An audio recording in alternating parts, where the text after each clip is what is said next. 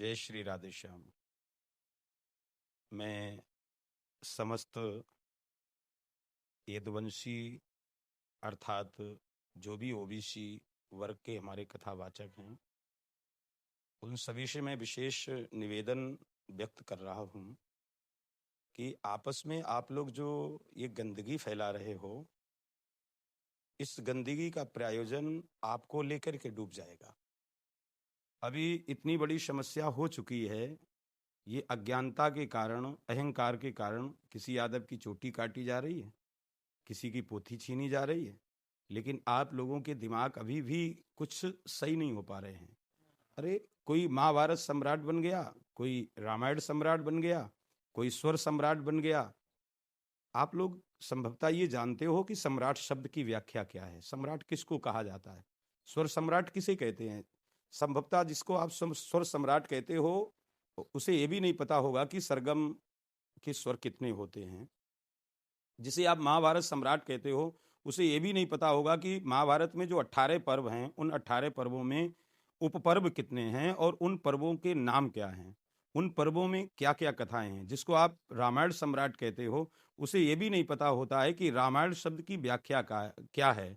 और ऐसी बातें करके ये अच्छा नहीं। पहली बात तो ये अपने मन से सम्राट लिख लेना, कोई उपाधि राष्ट्रपति के द्वारा या हिंदू विश्व परिषद या हमारा जो काशी विद्युत परिषद है उसके द्वारा ये मिलता है। ऐसे ही कोई नहीं सम्राट और ये उपाधियां बन जाती हैं।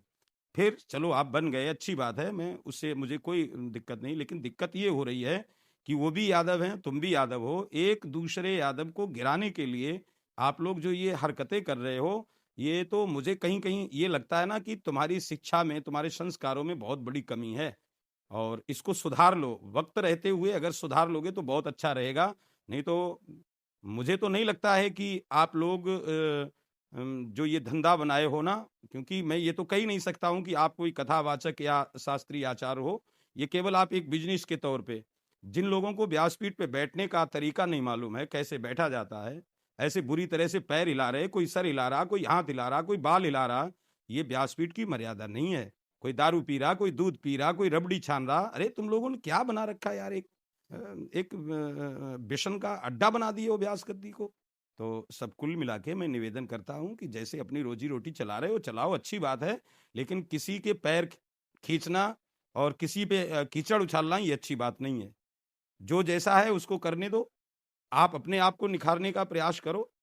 क्यों अपने वंश का गौरव गिरा रहे हो? भगवान कृष्ण इतने बड़े विद्वान थे, उन्होंने किसी किसी किसी उपाधि के साथ में सम्राट अपने को लिखा कि हम बांसुरी सम्राट हैं, या हम युद्ध सम्राट हैं, या सुदर्शन सम्राट हैं, या हम बहुत बड़े राजा हैं? कुछ लिखा?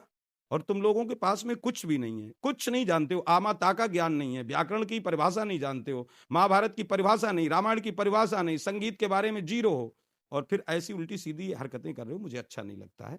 तो मेरा निवेदन है, मेरा ये जो वीडियो बनाने का आशय आप लोगों को बुरा भला बोलने का नहीं है, ना आपको अपमानित करने का, लेकिन मुझे थोड़ा कष्ट ये होता है कि आप लोग जो, आपके पास में जो बुद्धि है ना, जो विवेक है, उसको अपने उत्थान में लगाए होते तो कब के कहां पहुंच गए होते। जिस विवेक से आप लोग दूसरे को गिराने में अपना कार्य कर रहे हो ना, अपना विवेक, अपनी एनर्जी दूसरों को गिराने में खर्च कर रहे हो यार, उसको अपने उठाने में खर्च करो।